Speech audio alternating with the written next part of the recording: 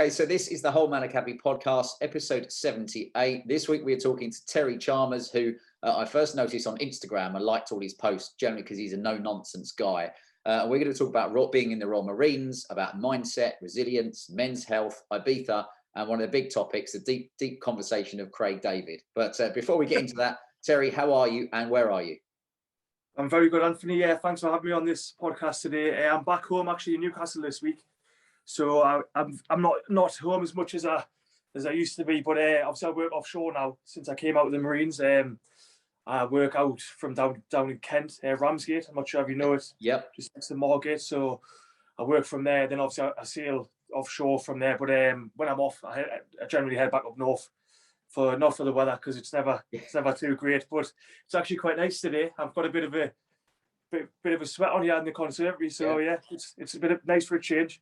Well, I'm still waiting for the summer to hit, to be honest. It's been crap. But I wondered for yourself, I mean, we're going to get into talking about the Marines and also life in Newcastle, but what's it like working offshore? Because I guess you go for a prolonged period of time and then have rest. And what do you do working offshore? Right, so I work in the renewable energy industry, so offshore wind turbines. It's quite a new industry. I think the platforms I work on, they're only 7 or 8 years old, which is in terms of the industry is not really that old, is it? If you look at like obviously oil and gas, which is the older, well, another industry, another form of energy, that's hundreds of years older as far as I'm aware. But the renewable energies in the UK, it's only 10 years, maybe a little bit more than that. I work on London Array wind farm, which is about 20 miles off the coast of Ramsgate. It's probably in between Clacton in Ramsgate, so we actually sail north, but I actually live on shore, and then we sail out and back daily. And my job, I'm a maintenance technician, so service maintenance, operations maintenance, keeping them up running. It's really enjoyable, to be honest. It's only my second year in the industry since leaving the Marines, and I can see myself staying in the industry and obviously trying to progress up the ladder with this. So. Isn't that important to have I mean, we talk a lot about purpose and fulfillment, but the importance of having a career or a role or something that you actually enjoy, because I know enough people that don't particularly like what they do, but they do it because it pays the bills. Yeah, that's massive for me. I think there's a lot of people, I think even in the Marines and stuff, it's got a shelf life to the military. Obviously, it's a young man's game, really. And you see lads who end up staying in because they get to like a certain rank or they get to a certain age and they think they've only got we call it the 12-year trap, because once you get to the 12-year point, you hit the half pension stage. Right. They've sort of got you by the bollocks then, because then it's like another 10 years of push and you get your full pension. But if you can look a bit further afield and think, what can you achieve in 10 years outside of the military with skills that you've obviously learned in there in a new industry, you're probably going to progress a lot more. But people just get stuck in the ways, I think, and just happy just to cruise through, which I'm not saying that's a bad thing. If people are happy doing that and they're comfortable and stuff like that, then fair enough. But there is a bigger world out there, which I've only realised since I left, because obviously I joined the Marines when I was 17, so it's pretty much all I knew for 11 years I was in there.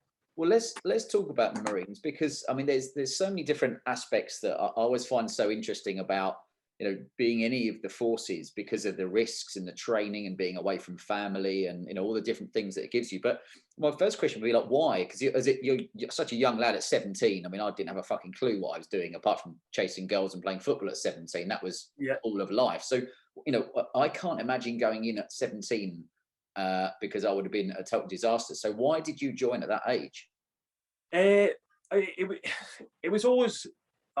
initially, it was the army I was going to join. It was only till I'd done a bit of research when I got to like 15, 16. Obviously, then the Marines came about, and that was it. Once I'd obviously done a bit of research, my heart was set on that. I actually wanted to join when I was 16, but when you're actually under 18 years of age, your parents have got to sign your forms of consent to obviously send you away.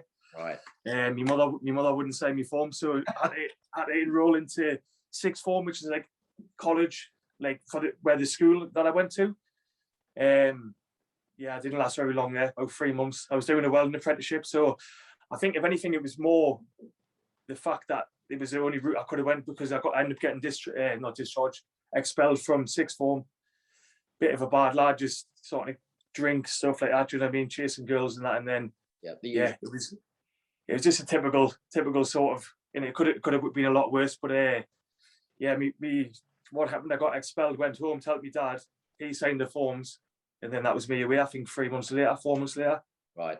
So it was a pretty quick turnaround. When looking back at the time, 17's very young to join, but at that time I felt like a man. Do you know what I mean? But it's only when I look back, like I clearly wasn't. What I was going to ask, what was that like when you first started? Because you're still growing as physically as a man, as well as mentally. I think most of us are still growing mentally, hopefully, whilst we're in our 30s, 40s, 50s. But what was it like for you physically and mentally going in to have to? I mean, you're dealing with the training as well as obeying what you're being told and taking instruction. It was a big learning curve, to be honest, going in. Not the admin side of things, not like the making the beds and stuff. I didn't really find stuff like that hard. The thing for me was the carrying the weight and stuff. Like obviously when you in your bergen carrying big weights, obviously covering large amount of distance. Because like I say, I was probably still growing at the time. I think that's the main thing I really struggled with was carrying the weight, and it only once I realised that I had to put it to the back. It's all just pain at the end of the day, isn't it? Once I realised it, it's the sooner I get used to this, the easier it's going to be. And then that was the mindset from then. Just keep your head down, just keep going, and then obviously it paid off in the end. 8 months later, that was me coming out with Livingston with a green beret. So yeah, it's pretty. There's a lot of other lads who've done it at that age. You've got to be lucky, really, because obviously injury's a massive factor. Yeah, I think when you're 17, 18, you made a rubber, you bounce, don't you? Back then, I think you definitely do, because I've got injuries now where I think there's no way I could have done what I've done back then. Obviously, like one of the tests is a 30-mile run with all your kids. Looking to do that now, I know. Yeah, your knees are being bits, your shoulder. Obviously, I ended up getting discharged from the Marines with my right shoulder. So carrying weights pretty much out the situation. Like for a long distance anyway, I mean, yeah, going for like a little hill walk with like a day sack on, a few bits and bobs in there, pack lunch, it's not an issue. But I saw putting big weight on my shoulder, yeah, I've got an issue there. So that's why I ended up getting. We're just not built for that though, are we? I know some people that do long distance running, and you're like, yeah, that's great, but ultimately that's not really what our bodies were built for, and it's the cumulative wear and tear. But yeah, I figured that being the Marines, you're not going out just with a packed lunch in your rucksack, which is always good fun. So for you with the training, when you finally got to put the beret on, how difficult was it to get to that stage where you felt like you were the same level? Because I guess you're there with guys that are much older than you've been doing it for years. Yeah, so I think the cut-off age for the Marines is 34. Yeah. So you've got like a pretty much fifth, what's that? It's like nearly 20-year gap, 17-year gap from the youngest to the oldest man in the training. So what I noticed is the older blokes took a lot of things in the stride. Like if we're getting like a thrashing, or like say if someone had messed up and then everyone gets punished for it, it wasn't really an issue to an older bloke. You could sort of see an ending. But for when obviously as a younger thing, you would sort of take things to heart, say if you'd messed up, and then it was you getting everyone else like a thrashing, then you would think, oh yeah, obviously it doesn't look good. But if you can just look past that and think everyone makes a mistake at the end of the day, it's just the way you come out of it. Like that point comes back to being resilient, doesn't it? As long as I've seen a lot of lads who, you probably see it on that SS program as well, when they exploit someone in the show the weakness, and then most of the time that's when they withdraw themselves, don't they? Because they start thinking other people have seen their weakness and they don't want to be known as that sort of, don't want to be seen as that sort of person. So then that they voluntarily withdraw themselves all the time. You see it because they don't want to be known as that bloke who's fucked up, basically. But at the end of the day, it's easily done, isn't it? Anyone can make a mistake. It's how you bounce back from that, I think. Yeah, you learn from, was it? I think I learned that fairly early on. Even I worked in the city, so it wasn't physical stuff, but it was mental, and you're making mistakes. And as long as you're learning from them and not making them again and again, people generally were quite, easy going on you, to be honest. And I wondered for you with the group of guys around you, is that something that you'd grown up with? Because the whole Man Academy is big on, how important it is for guys to get together to talk. Now, that's been evident in this last year and a half. I've got plenty of friends who are like fucking sick of not seeing your mates, and now the clubs, pubs and etc. are open. I just wonder how much of it was also the camaraderie as a young guy being around a big group of guys? Because I'm guessing there was a lot of fun and banter at the same time. that for me was massive, because like I'm from a big family, so I'm the youngest of 6. So having like people, obviously I've got 2 older brothers that I looked up to when I was obviously growing up, and then in the Marines it's sort of that's the way it goes. You obviously always look up to people, and definitely having people there just going through the same sort of arduous situation, and then coming through the other end and like, having a laugh about it. I was over a beer and thinking, fucking hell, that was shit, but we've got through it. And another thing for me, I don't know if this sounds a bit, what's the word? I sort of, knowing you see people dropping out and then you're progressing, that for me, that gives me more like energy to stay, because you think, well, if I'm hanging on in there and people are falling that bit the wayside, then obviously I must be doing something correct. All you've got to do is keep turning up with putting in 100% effort all the time, and then it's going to pay off. I mean, you might not be the best, but if you're putting in effort and you seem to be doing that, then what more can I ask for, really? Consistent as well. Consistency, massive, yeah, definitely. That's definitely. So what was sorry, Andrew, what was your role in London? What were you doing? What was your job? I worked in broking and trading, so it was a different type of high pressure environment, because you were constantly judged on how much money you made that day. It was money orientated. Yeah, it was funny because I would say it was, and I say a bit of a toxic environment. It was very roller coaster, because one day you could make loads of money, and then you'd feel like you were, top boy, and then the next day you might make fuck all. So, and it's based on, I bet remembers how much you've made. It's only how much you didn't make, isn't it? It's always the losses that people remember. Yeah, and do you know what? It was a bit like with, let's say, football as the example. It could be something where you might, as a striker, score the winning goal in the last minute one game, and you're everybody's hero. And the next game, you miss a penalty in the last minute, and everybody calls you a cock. And well, that's it, isn't it? it's up there, a bit like last night. I mean, this will go out on Friday, but the England game for us was last night, and Harry Kane missed the penalty, and it was a pretty shit penalty. And luckily, it spilled out, and he scored it. But the follow up, if he had missed that, then he would have been the worst person in the world, wouldn't he? That's it. And him as a person hasn't changed. It's just that the keeper chose the wrong way. Sometimes it's a bit of luck. So it's always one of those things. Well, talking about it, for me, one of the big things, and that is many months ago, I interviewed a guy called James Elliott, who was an airborne soldier and a military resilience coach. But I asked him about, in most jobs, when you're under pressure, if you fuck up, that's just the way it is, and maybe you lose your job. But when you're in the Marines, you could lose your life. And I just wondered, for you, did you ever give that much thought? And also, did you ever get to that stage where you were doing something where you actually was concerned for your life? Yeah, I feel like, obviously, you don't really join. Well, you obviously join for the camaraderie and stuff, but obviously, if that's one of the factors, you're not going to end up going through, because it's always going to be in the back of your head, really, isn't it? Yeah. It's like you go thinking, oh, well, if this could end, going down this career could obviously end my life, then you're obviously never going to come out the end of training, are you really? Just to the point where you just be overthinking it. And I don't think that's a good thing then. So, yeah, I think, I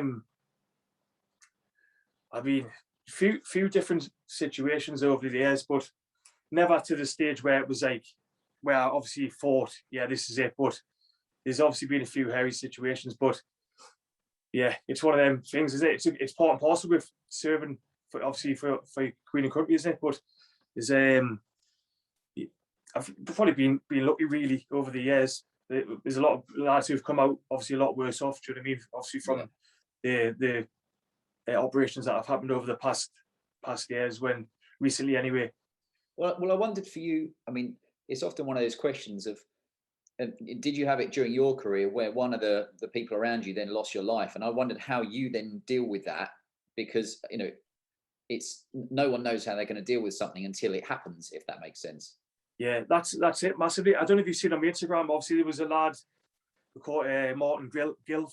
Obviously, nickname was Fish. He lost his life in Afghanistan, but he was basically a role model to me. When I passed out of training, I think I was still only 17, maybe just turned 18. He was like early 20s, but he was one of them. He started me off in the gym. Yeah, sort of like a big brother figure, obviously, when I was away. And then, like I say, he ended up obviously losing his life on Herrick 14. I was at home, obviously got the news. It's just a massive shock, and it's one of them, you can't really put it into words, really. It's hard. it's like just it's hard to explain. I think you've just got to put it down to the fact is it does come along stuff like this with the job.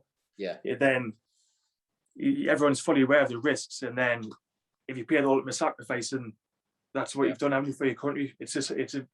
Some people can't really get their head around it, but obviously it is hard to put it in perspective, especially for people who do normal jobs and and aren't risking their life. And I always think it's one of those things where I guess it comes down to mindset and resilience for the people that are like yourself, if that happens around you. And I just wondered, at what point do you remember that you were was it a daily thing about being taught about mindset, or did you have people come in and discuss it with you?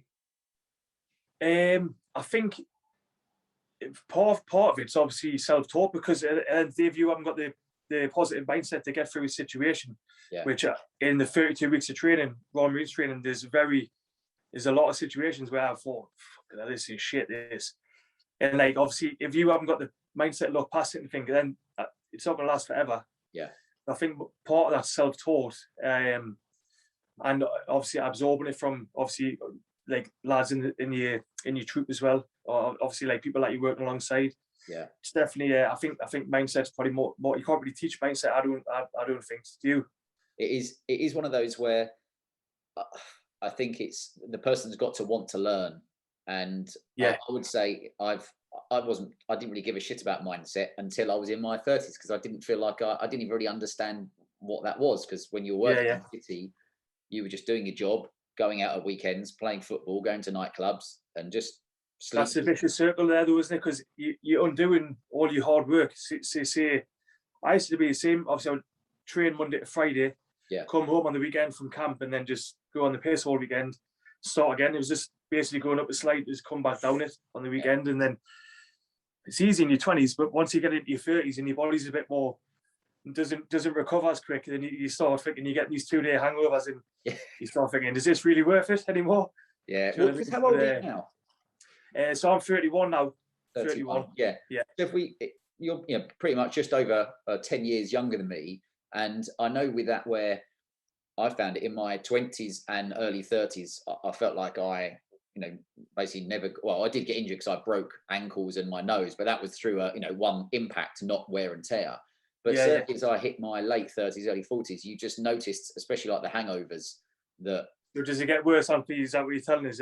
Especially when you've got kids. And I'll say this: when my best mate and a few of my mates who used to come around to mine when I lived in South London, I couldn't understand, because they had kids that were 10 years older than mine, that when we'd go out for a night out, they would the next day be like, oh, can I hang around and just vegetate on the sofa? And I'd be like, fuck off. Like, I want to fumigate the place. And now what I realize is that they knew when they got home, they'd still be hungover, and their kids don't give a shit about, kids don't care if you're hungover or not. And their partner would probably say, look, you had a night out last night. Now you can look after the kids. Your turn now, Now, where I've had, those nights out where you're then literally in the car on the way back from London, licking the windows of moisture, and your kids are climbing on you, and you're just like, this is fucking painful. Savage. But, well, let's talk. I was going to say about football as well, because being topical, we always record these very close to the release date. So for those that don't know, last night England beat Denmark to reach the Euro finals, which is not happened for most of our lifetimes, to be honest. So A, are you a football man? And B, I'm assuming if you are, then you're a Newcastle supporter. Right. So I'm not a football fan. I used to be before I joined the Marines, but just sort of fell out of love with it. I think for me it was just the pansiness of it, how easy to go down, and you just started thinking, this is a bit of a joke now. And I'm glad they've got the video footage now where you can rewatch it, because when you actually rewatch it and they don't even get touched and they're rolling around on the floor, you just think, what's going on here? You need to sort your life. You'd be embarrassed when it's embarrassing. So I'm glad they've got that video replay now. But yeah, I'm not a massive. Obviously, Euros, World Cup, I'll always watch that. Newcastle is my home team. Yeah, don't really follow them. As far as I'm aware, they don't do very good. So I don't think I'm missing out on much, to be honest. But yeah, I watched the game last night. But nail biting, wasn't it? Sat on the edge of the seat. But I looked. Obviously, I missed the first half. I didn't realise that the first goal was an own goal. Yeah. So we've won off our own goal and a penalty. It's not really that good of a performance, is it? But hopefully you can pull out the bag on Sunday for Italy. But I'm not holding my breath. You're right. I mean, I think it was a good performance, but that's how I saw was that it was an own goal. And then the penalty was shocking, and then they were lucky that it rolled back in. So it was a good performance, but you wouldn't be like, man, we taught a footballing lesson. And I was going to say, I know, I'm trying to think which game it was the other day where one of the players, an attacker, fell over on the floor and feigned injury, and then his team scored, and he got up and walks it off. I think he played for Spain, him, didn't he? But you can sort of expect it from the Spaniards, can't you? But I seen that he's rolling on the floor, looking through the corner of his eye, and he's a score, and he gets up and walks it off. I thought that just puts everything I've just said into perspective there, doesn't it? It's just too much pansiness for me. So yeah, I just sort of pushed it aside. I'm more MMA, mixed martial arts, in boxing. That's what I watch. Sports I watch now. So where did you get into that?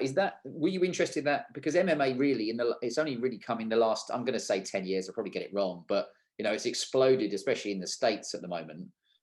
You're always interested in that. And also, did you enjoy the physical aspect of the training when you're in the Marines? Yeah, so I'll answer the second question first. I love training, to be honest. Before I joined the Marines, upper body strength, well, all over body strength wasn't the best. I did struggle on, obviously you've got criteria tests which you have to do. So you've got to do so many pull-ups, so many press-ups, so many sit-ups. Running, I was fine at. I was only like 11 stone when I joined. So running was until I got weight put on me back then, it was an issue. But running, I could pretty much run all day. But I did struggle with upper body strength. So I had to obviously dig deep on that, and I had to bulk up basically. So I think you get 4 meals a day at Livingston, which is a good thing. Because obviously for our skinnier lads, I was only, like I say, 17, 11 stone. You're obviously going to struggle, but I did come out the other end a lot bigger, a lot stronger. So I've just took that on board and I love training. I'm sort of in a process where I'm transitioning from, I've done a lot of weightlifting basically over the years, and I find it's a lot of wear and tear on the joints and stuff. So I'm transitioning, trying to get in more to CrossFit and like body weight stuff. Body weight. There's a lot of ex-bootlegs who on Instagram who do a lot of body weight stuff in phenomenal shape, really.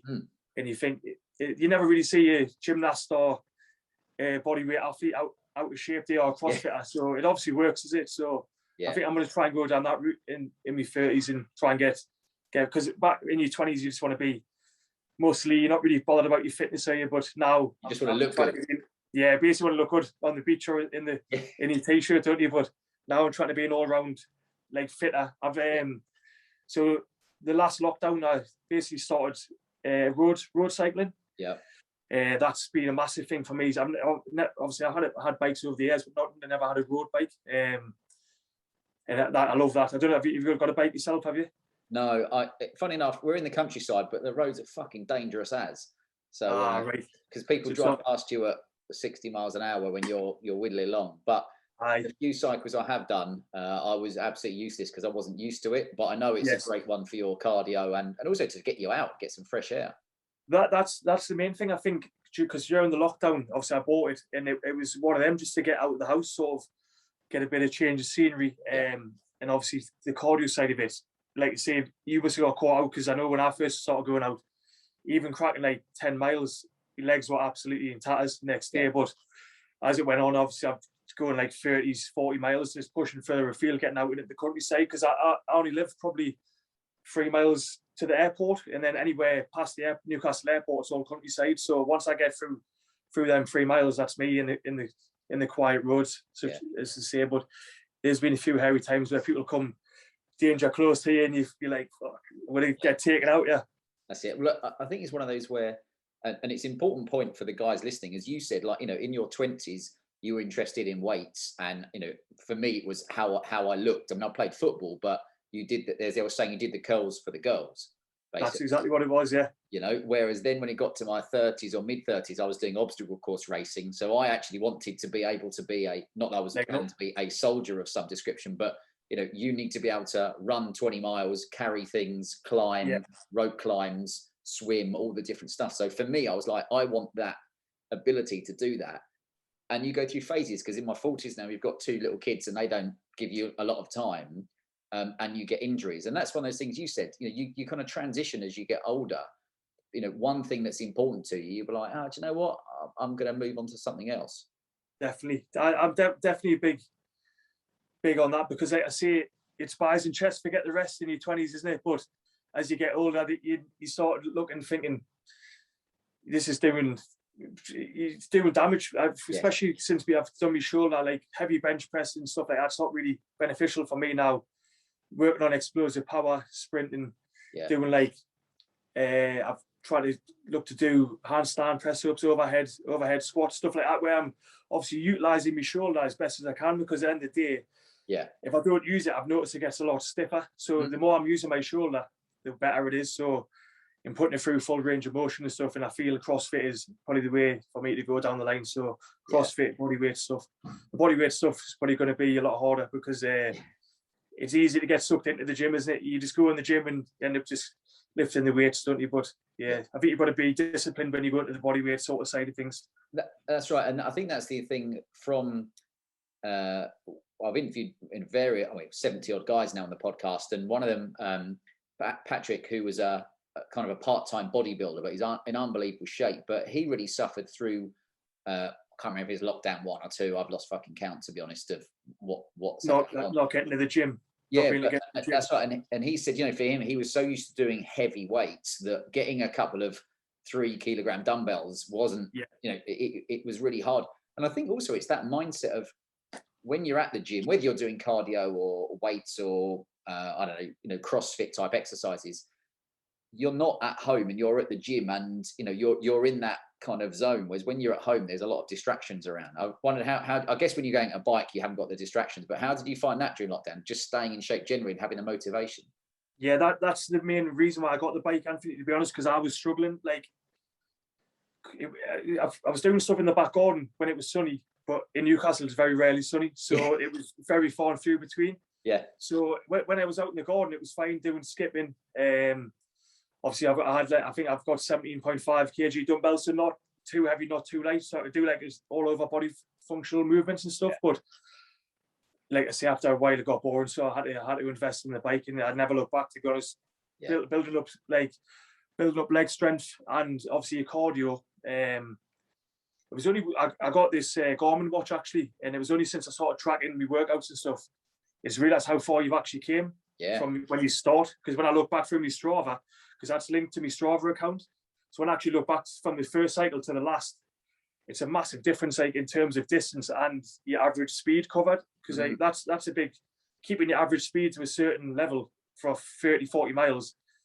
It is hard work, and obviously if you're trying to increase that, you've got to keep the discipline then, to keep your head down, keep going. Definitely. You just said about tracking, and I always think it's important for people, if they want to push themselves and they want to improve, that tracking yourself in whatever you're doing is important, because otherwise it's like going to the gym and just lifting weights and not adding a little bit of weight on, a little bit of weight on. Otherwise you can end up kind of stagnating.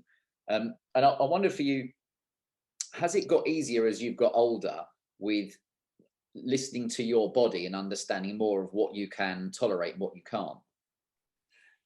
Yes, I wouldn't say it's got easier. I've had to learn the hard way myself through injuries, I think, and that's probably not the best way to go about it. But I feel like looking back, I would have made a few adjustments earlier. But when you're young, like you say, you made a rubber and you bounce. But as it gets a bit older, you start to pick up the niggles, and then like I said, my shoulder injury, which was ended up getting me medical discharge from the Marines, that was a big setback for me, because basically full labour and repair on the right shoulder. I think I was in a sling for up to 6 weeks. Yeah, it was a massive going back just to even lifting 1 kilogram dumbbell out to the side to where I am now. I think the surgery was in 2018. Yeah, I've come looking back from where after the surgery to now, which obviously everyone progresses, but you've just got to look at like where you were to where you are now, and it's the shoulder's fully functional now. I do get pain in there. I think it's never going to be the same, because once you've had surgery on anything, it's never is the same. But I can do what I want to do. I can do my job role, which is the main thing. Obviously, gym, as long as I'm working within a range where I'm comfortable and I'm not pushing it.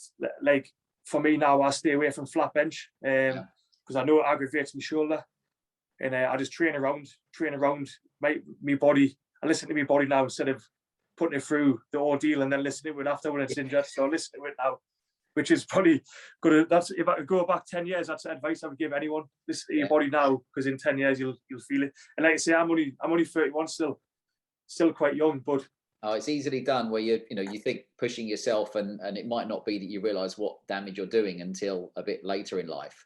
And I just wonder, when you left the Marines, because I guess you hadn't, that wasn't your plan. What was it like when you left, and therefore, did you know what you were going to do after? To be honest, like you say, Anthony, it is a quick transition, because when you put your notice in originally to leave the forces, you get a year. So you put your notice in, then you'll serve a year. But in that time, you're getting your whole resettlement package. You're getting help with what sort of career you want to go into, etc. And that spans on for a year. So you're well prepared when you come to leave. When you get discharged, you get 3 months. So it's a quick turnaround. Initially, I was looking to go into the fibre optic industry, fibre optic jointing, try and get offshore doing that. Obviously, it involved working onshore for the BT network originally. Yeah. To be honest, I came out, I hated it. I think I done 3 months and I was like, nah, this is not for me. Yeah. And then left that, was unemployed for a bit, and then just thought, right, I always knew I wanted to be offshore, some sort of role. Obviously, wind industry is the newest industry, and I thought that's probably going to be the best route. So I paid for my tickets to get offshore. Didn't get a look in for about a year, and then basically perseverance, just kept applying, and then ended up getting with the company I'm with now, and I've been with them 2 years. Yeah, thoroughly enjoying it. So, what was it like when because I guess for how many years were you in the Marines? 10 years? 11 years. So for 11 years, you've kind of known exactly what you're doing, and you're, I'm guessing, being kind of told what to do all the time. So you've got, you haven't got to think about that too much. But what was it like when you left? Because I spoke to different guys who were in a career of, doesn't matter what description, but when they left, they felt a little bit kind of like, what the fuck do I do now? Because you're so used to having a regimented, call it for me a 9 to 5 or Monday to Friday. But yeah. It was, to be honest, it was only once I became unemployed, that's when I realized, like, it's real life now. Because, like you say, when you're in the military, you're in a bubble, because everything's there. You've got your medical, dental, you get paid every month, your food's cooked for you. Yeah. Everything on camp's done for you, essentially. You only got to worry about is getting to work in the morning with a hangover. That's the thing. Because there's a lot of drinking goes down on camps. But yeah, that's the thing. It was only once I actually came out, and because before I joined the Marines, I'd had like a little part-time job, but never worked really. And like I say, I went straight from school, straight from 3 months of college, straight into that. So that was my only adult job until I left. And then it was only once I became unemployed, like I say. Well, it was sort of voluntary unemployment, because, like I say, I didn't like the job. Yeah. It was what we spoke about earlier. I could have stuck it out and just been, the money was good, but wasn't where I wanted to be. So I just made the decision there, took a bit of money which I had, invested that into, obviously, pay for me courses, and then obviously that paid off down the line with getting a start. But a lot of it, to get offshore, it is self-funded, and a lot of people can't. Some people might not have the money, some people might not want to invest the money, because, like you say, it took me, I think, maybe 10, 11 months to get a start. And you think it's a long time to be waiting, and you're not guaranteed a job. But if you look where you want to be, just keep persistent to what you're doing, and then it will pay off down the line. That's the important one. Is, I learned, like, invest in yourself, and a lot of people who I guess I've followed, who have been successful in their own right, have realized early on that investing in yourself, and instead of pissing money up the wall, or at least take a percentage of it, and try and better yourself with your skills, getting around the right people. So it's another, how can I put it, another little golden nugget of what we're trying to talk about here, is reminding guys of all these little things that maybe they already know, but a reminder of things to do. And moving on to men's style, because your Instagram is always covered with some good pictures of you looking smart and dapper in your outfits. So talk to me about that.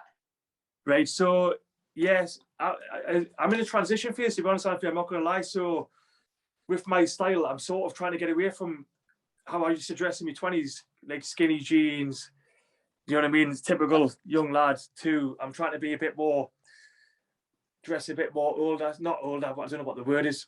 Basically, a bit more fashionable, do you know what I mean? Instead of just being the skinny jeans wanker, basically. So I'll try to get away from that because, so the company, it's called Massa Debonair. Most of the shoots that I do it for, it's a suit company. I'm good friends with Simon, the owner. I met him through obviously doing the shooting, and it just stemmed from that. Basically, I've never really done any modeling until I left the Marines, and then I've done a bit for a photographer, just for his portfolio. Yeah.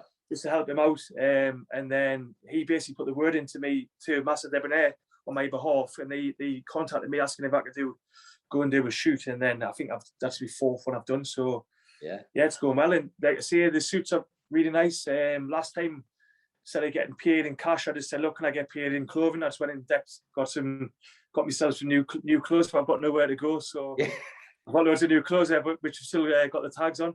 Yeah, so wait to go at home.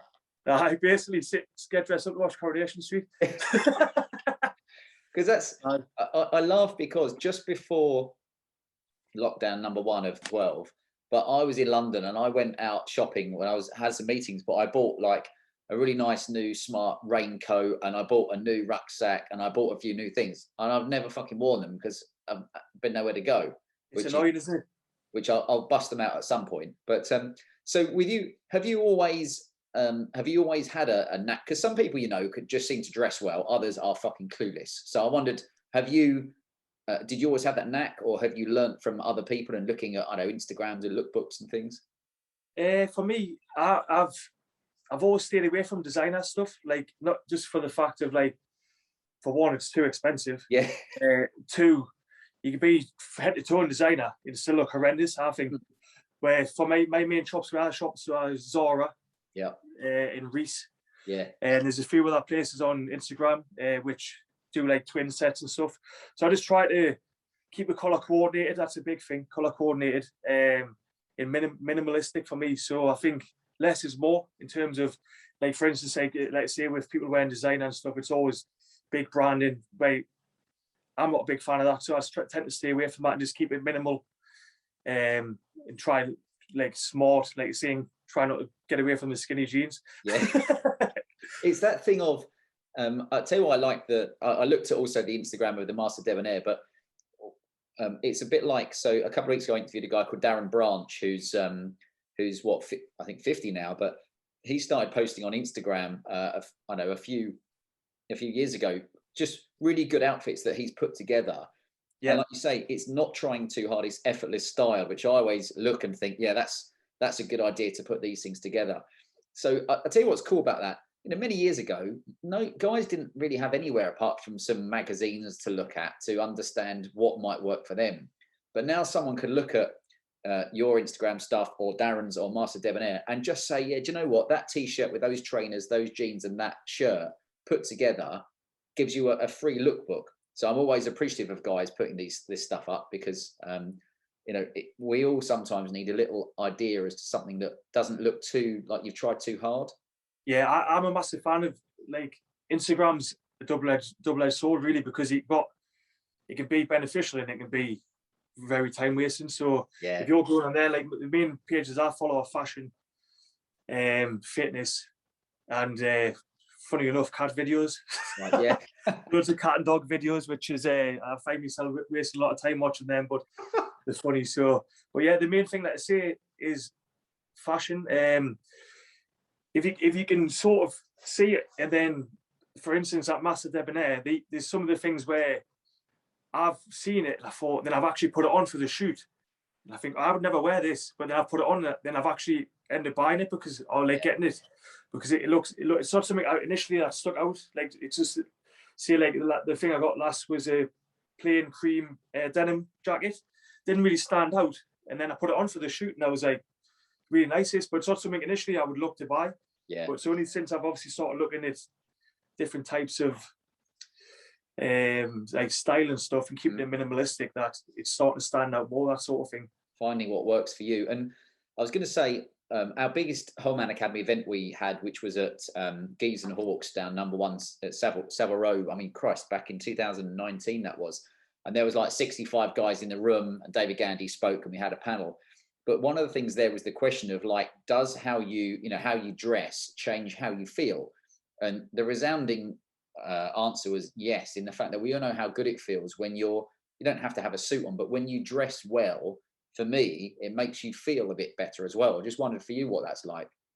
Yeah, of course it does. I'm a big I'm one of them where I always I'll keep clothes for. I'll always think, oh, I'll keep that for like if I wear something and it hasn't been a good night, I feel like I've wasted that like bit of clothing or something. Or like say, do you know, like if you've went out and you've bought, like say your new jacket and you have more and you wear it for some night out or whatever, and you don't really do much, and you go home and you think, well, I think there's a phobia where, I don't know what it was called, I looked it up. It's basically you've got a fear of wasting clothing. So sometimes I'm my own worst enemy.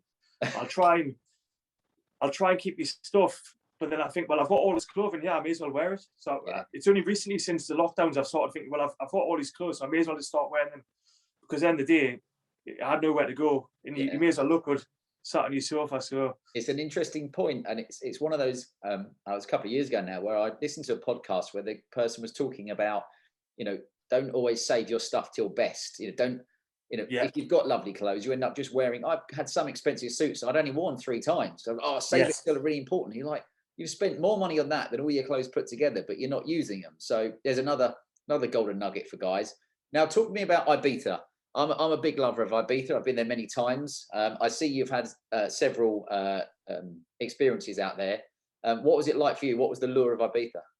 So I think I've been to Ibiza about 11 times over the years. I think the last time I went was maybe 2018 or 2017. So it's been a few years since I've been. Obviously, since I came on the green list, massively appealing to get there. So I was looking at flights actually the other day. I have actually got a holiday booked next month to Marbella, which has had to roll on from last year, because obviously with the lockdown and stuff. Yeah. It's for my cousin's birthday, so there's about 20 of us booked a big villa. That got cancelled, so we're actually going next month. But I know mainland Spain's still on the amber list, isn't it? So I'm not too sure what's happening with that. Ridiculous, yeah. It's just, I know, I don't even. It's getting boring talking about Anthony, is it really? But it's just one of their things, isn't it? Yeah. So Ibiza, like with it being on the green list, massively appealing to get there. Actually, my girlfriend just came back from there yesterday, so she's feeling a bit sorry for herself today. I think she was there for the weekend. So are the big clubs open then? That's the question. I don't think they are, to be honest. I know she went to some villa party on the Saturday, which I'm not sure if it was legal, but it happened anyway. But I think it's illegal. I think what she said, it's illegal to dance in the clubs. So I don't think the big ones are open, to be honest. But it'd still be appealing to go, because it's a lovely island, isn't it? Yeah. Obviously, it's the party side's there, but obviously when you want to go for a chill out, go through Ibiza town, get a nice bit of food and stuff, you not get a better place. Yeah, that's a really important point, because some people seem to think, when I was saying we'd go to Ibiza, and I went to Ibiza with work as well, so work would pay you to go to Ibiza for the weekend. That's good. Which is with an unlimited budget, pretty much. So, and it was good, but then sometimes you had to take people who you didn't particularly like. Right. So you got paid, but then you had to entertain someone that you didn't want to be there. That's it. So you might be rolling out a Pasha at 7 a.m. and you had an unbelievable night, but you weren't with your mates as such. So that was always an interesting one. But you got clubs like DC10. Had a rather interesting night there, and you've got Pasha and Ushuaia and all these places. And that's one of the big things to me about how much people have missed out on, because be it the 20-year-olds, 30-year-olds or 40-year-olds like me, places like Ibiza, it didn't matter what age you were, you could go and have an awesome few nights, and you could go and chill on the other side of the island. That's it. I just wonder for you, is that's something that I guess you've missed in this last year and a half? I feel like you said, you've hit the nail on the head there with Ibiza, Anthony, because Ibiza's got no age limit, as if I feel like if you go some other places, like for instance, Napa, or it's got an age. Imagine us walking around there, everyone's 18, 19 years of age. Yeah. You feel like the oldest person in the world, wouldn't you? But I feel like in Ibiza, I've been in Amnesia, and I've seen like old Spanish men in the 60s, maybe 70s, on the balcony above like Marco Carola playing when he's playing, and you think, fucking, if they're doing it, yeah, hopefully I'll still be doing it. But like you definitely hit the nail on the head with that. There's no age limit in Ibiza, and I think everyone just knows what they're going for. But I think going with your friend group is a massive factor, because like you just said there, if you go with people and you're not that close to them, it can sort of have a like downwards effect on how your holiday is, really, can't it? So yeah, that's one of those strange ones for people to understand. With what I used to do, that yes, you got paid to go to some cool things, but you weren't with your mates, or maybe you didn't want to go that weekend because you were fucking knackered. aye, And it's like, if you'd been out all week and then you'd been out with work and you'd been away the weekend before, and someone said, right, this weekend you've got to go to Ibiza and get on it till 6 in the morning, 3 or 4 nights, you'd be like, I don't want to go, I'm knackered up. And that was horrendous till you get there, though, isn't it? And then you have a drink, and then you think, oh, this is not too bad. Then things change. Well, last question was about, and I know because I laugh because we spoke about this before we started recording, about Craig David, because it was maybe a day or two before I looked at your Instagram stuff, where I remember the last New Year's Eve event before lockdowns happened, I think was Craig David when he's performing. And I'd forgotten how many of his tunes I absolutely loved, because I grew up with them, but I was out dancing, clubbing, and mayhem.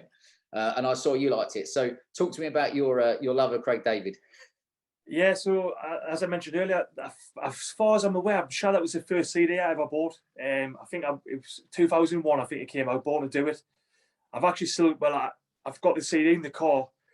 I've got it downloaded on Apple Music as well. So yeah, he's still a massive influence on me. Like I say, I think his older stuff is a lot better than his newer stuff. Yeah. But his newer stuff has got a place. I feel like he does. Does he do Ibiza rocks and stuff? Does he? Parties and does stuff like that, doesn't he? So they're a bit more bouncy in that, which is what you need in Ibiza, like the bit more upbeat. So he's probably found a way because he went away for years, didn't he? Yeah. I don't think that Go Selector thing. I don't think that Go Selector thing helped him, did it? Yeah. So I think he had to go hide for a bit and then come back. Like, I know he went away skinny, come back massive, didn't he? He came back unbelievable shape. Unbelievable shape, yeah, really good shape. So he's obviously went away and done a bit of training, tried to better himself. He obviously has, and then I don't know, he's massively into production as well, isn't he? Music production. So yeah, I feel like them tunes on that album, they just never get old. Like, fill me in. That's an all-time tune for me. Like, really good. I think that's one of the big things about. Although being in my 40s now, I wouldn't be going to nightclubs very often. But when I did, you loved, just listening to the tunes that you grew up with takes you back to, all the stupid stuff that you've done. And that's why, the sooner they get nightclubs open, not just for us over 30s, but the kids as well, the importance of it. And the last question I was going to ask you was actually going back to, what was your thoughts on did you used to watch SAS Who Dares Wins? Because I found it really interesting to get an insight into it. But for a man that's been there and done that, I wondered if you watched it, what your thoughts on it were. Yeah, I watched it. Obviously, I used to watch the old one as well, when they had the old instructors on. I think that was even before joining the Marines. I just like the insight into it. I think 3 of the instructors off there, I know Foxy and are both ex-Marine, right? Yeah, and then went SBS. So I think that's normally the route. If you go Marines, you normally go down the SBS route, and then if you're paratrooper, you normally go SCS route. Yes, because you've got special boat service, special air service. So I think that's a route. But yeah, I think they're doing amazing work. To be honest, I know a lot of people frowned upon it, saying that they shouldn't be doing it. But at the end of the day, if it's bringing in their sort of living, it's giving them a good living, and they're happy doing it, why shouldn't they do it? And I think it's a good insight into civilians, because a lot of people don't really know what they do. Yeah, they're only doing a 7-day snippet of what they're doing, and even for an average civilian, that'd be the worst week of their life. I can guarantee. Do you know what I mean? When you're getting woken up with a flashbang at 3 a.m. and you're getting dragged out with putting a hood on your head, I know it's going to be pretty shocking to some people, but some people do take it in the stride and they do excel in that, so they've done really well. Yeah. I've been watching the recent series on Catch Up. I'm impressed with some people on there. It's always the ones that you don't expect. always the big muscly ones that fall by the wayside, the ones who have got too much ego and that they look good at first, and then they start getting the little niggles exploited. Then they can't deal with getting basically getting made look like a cunt, and then they end up withdrawing, which is what I said earlier. They can't, if you can look past that and just be resilient and stick to your guns and think, right, I fucked up, but I'm here to do this, then you'll achieve it. But a lot of people just can't handle the criticism. Yeah. And they don't want to look like a cunt on TV. That's the really important bit, because I often see it that what I enjoy is you see some people, I don't mean I enjoy watching them unravel, but I enjoy the psychology of, there's always someone's got a backstory. Yeah. Maybe it's they've had trauma in the past, or they didn't have a dad when they were growing up, or there's always something that especially when the guys take the hood off, sit them down and ask us some questions, that a lot of people are kind of running on bravado to start with, but it slowly breaks you down. So I wondered for you, was that the similar thing to you experienced in there when they would take you in and do practice interrogations? I feel like you see, you're right with I think they get screened, don't they, to get on that show. There's always a backstory with most of them, isn't there? Yeah. And some of them are shocking, some of them are. I know I watched one I think it was a couple of series back where I think his wife got murdered, and he's sort of doing it just to get back on track, sort of thing. And you think, fucking hell, he's doing really well. Obviously, I think it was Ant and Foxy were interviewing, even they were like taken back. I think his wife got murdered by some schizophrenic. Yeah. I remember watching it. It's shocking, but he done really well. I think he ended up leaving off the back of an injury. But I think most of them have got like a backstory, and I feel the way they do it is with exploiting them, breaking them down, and it always comes through. And then if they can look and think, well, I'm at my lowest point here, the only way is to go back up.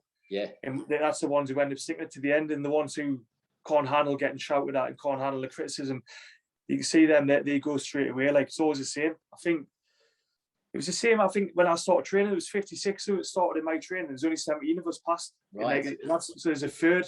That's a third out of thingy, but out of the whole troop. And I think most of it was just down to the fact of like people can't handle getting the bed tipped up. They've been up all night sorting out the administration and stuff, making the bed, and then someone comes in and rips it to bits. They just think, nah, this is not for me. Yeah. And so that's only a little snippet of what gets done, because it comes down to mindset again. There's discipline, that isn't it? Really, that's all it boils down to, mindset, and just think, well, it's nothing, is it? I'm going to sleep in that bed tonight anyway, so I'm going to have to make it again in the morning. So it's not a massive deal, is it? So I'll tell you what I was going to say to you. One of the big things for me, which maybe until people have had kids, they won't understand, but in the last bit of selection where they kind of interrogate them, then they have a lack of sleep and they put earphones on and they play like babies crying. Yeah. Fucking hell. I know from our kids, I mean, I'm only trying to work from home and you can hear babies crying, or if it's in the night, that you can go from being chilled to, it has that kind of switch effect on you very quickly. So I look at that when they're knackered and they're exhausted physically, mentally, and then they're being forced to listen to babies crying is a bit of a head fuck. Yeah, I always think that myself, because I know that's the worst noise in the world for me personally, because I haven't got kids yet. And I know when you've been on a flight or something, or you're on a train, and then a kid starts crying, you think, oh, fuck, I don't need this. It's not even my kid, and I'm getting pissed off. Yeah. But I think I read Ant's autobiography, and basically he was similar sort of thing. He said they had the noise on for hours on end. He said if it had been like another 20, 30 minutes of that, I think he would have been in a whole world of pain. Probably wouldn't have been where he is now. But that's definitely, I don't know you don't know how you're going to react till you're in that situation there, really. No. That's why I like that program, especially the celebrity one, because you say celebrities can hide behind their bravado sort of thing, can't they? But when on that, there's like, I know Tony Belly was on there. He done really well. Yeah. Obviously, he's aggressive boxer, big heavyweight boxer, and even I think he struggles a bit with mental health and stuff, doesn't he? So I think he's done really well on there when I watched that one. I enjoy watching the celebrity ones just more because I enjoy watching them fall by the wayside, especially the ones who think they're better than the average bloke. Do you know what I mean? So you get found out easily. And I just wonder your thoughts on. I look at it these days with it makes me sound really odd saying the youth of today, but I always think that kids of late teens would actually all benefit from 1, 2, 3, 4 weeks of that kind of, it doesn't have to be quite so harsh as that, but to give them some discipline and realize that the world isn't all sunshine and rainbows. I wonder what your thoughts are, seeing as you've been through it. Yeah, I'm a massive believer in that. To be honest, Anthony, I was on the recruitment team for the Marines for a year. I think it was 2010, and then we used to go around schools and do like it was only a day at a time. They would do like a round robin of stances, and we'd do like mind games and a couple of other different like weapon stances. And you can see the kids initially at the start of the day they can't be arsed. By the end of the day, and they've been around all the stances, they've got a bit of energy, and they've been shown different weapon systems, and they've been chucked through the mud, and they've done you can see that they're like completed out the shells. And I think it's massively, because you know what it's like at the start of the day, no one's can be arsed, but with a kid it's even harder, isn't it? Yeah. Kids are always in the shell, aren't they? To bring kids out, you've got to put them through a bit of arduous training, I think, to get them a bit, get it, because most of them are just Xbox fiends now, aren't they? Yeah, really bad. It's so sad. The other day I was down in Winchester, a mastermind event for men, and when I went out for a walk at lunchtime, there was some big groups of kids there, and the saddest thing was that half of them were standing on their own with a mask on, just looking at their phones, and it was just looking like a load of zombies. Yeah, and you're like, fuck, how's it come to this? Crazy, isn't it? It's got something called tech neck now, don't you? Where obviously you get the tech neck where your neck's constantly looking down. I find that as well, like when I've been out the few times down in Ramsgate when I'm not been working. Yeah. Everywhere now it's all you order through your phone. So you end up getting put on your table. You've got to order your drinks through your phone. You just think, well, it looks like I'm just sat here on my phone. Out, you look around, everyone's sat on the phone, and you think there's just no atmosphere whatsoever. Like, so I don't think you're going to get away from it though. I feel that it's only going to get worse and worse.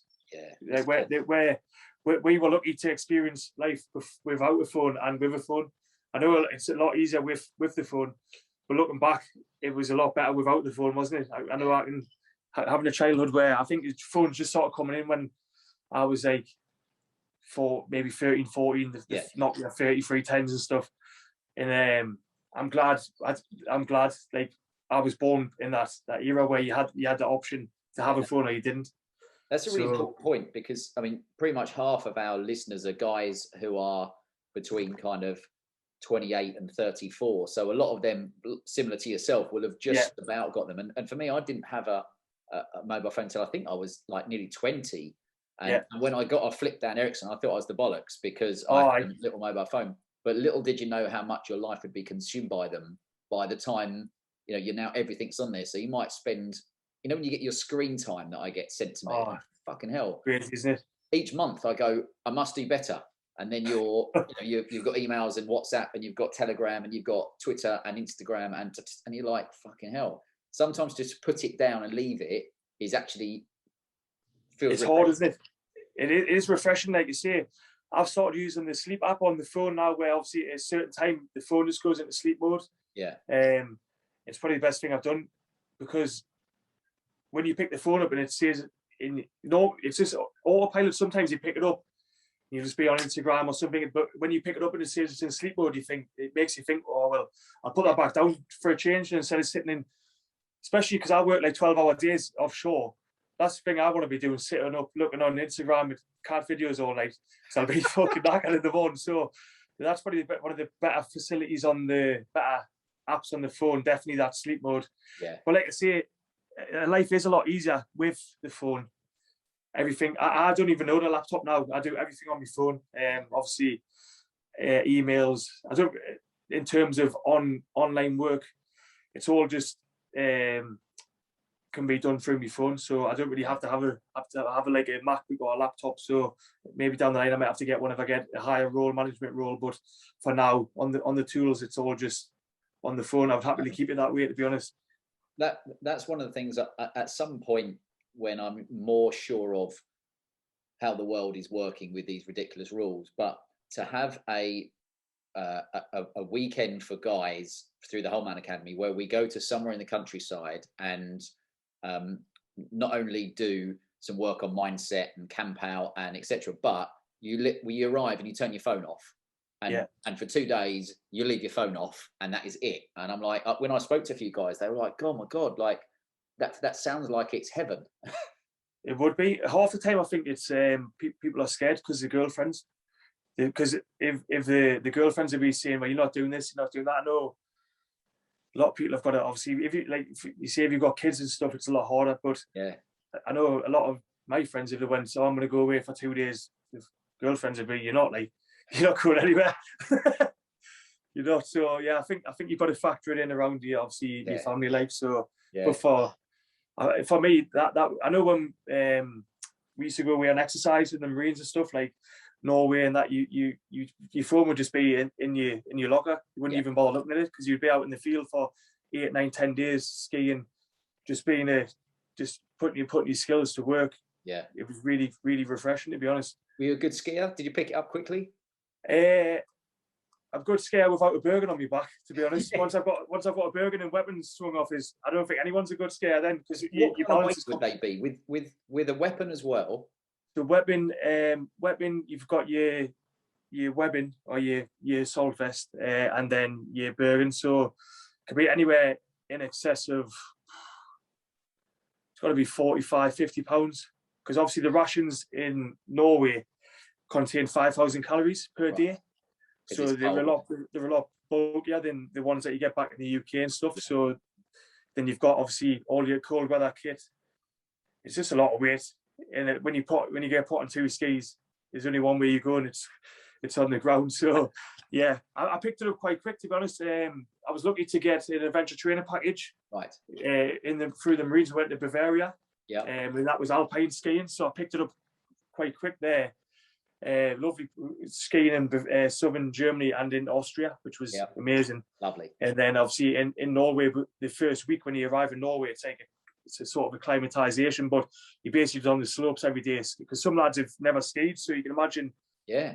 It's a big task, and then after a week, you're then expected to ski with your full equipment on. It's a big ask, but yeah, I think anyone is a good skier, but once you get kit on, it's a completely different ball game. Like, it's hard. Things like skiing are a great leveler, because you might be able to pick up. I've always been good at ball sports, but you can't. Skiing is a totally different. It's a bit like golf. You can't. It takes practice, and you've got to get it, and there's no way you can just kind of force yourself to it. It's just over a bit of practice and learning. I think off it as well, Anthony. You've got to have the bollocks to do it, because looking at standing at the side of a mountain, thinking that's half the battle. Just having the balls to throw yourself off and just stick to what you've been doing your turns, and just not going straight down, because you've got to kill yourself. Put in a few turns and you should be all right. Yeah, I always love that when you see some people that are just learning. And we went away a couple of years ago and had some friends who are probably your age who are learning. And one of the guys just was snow plowing, just straight down. He just wave as he goes past. I'll see you at lunch.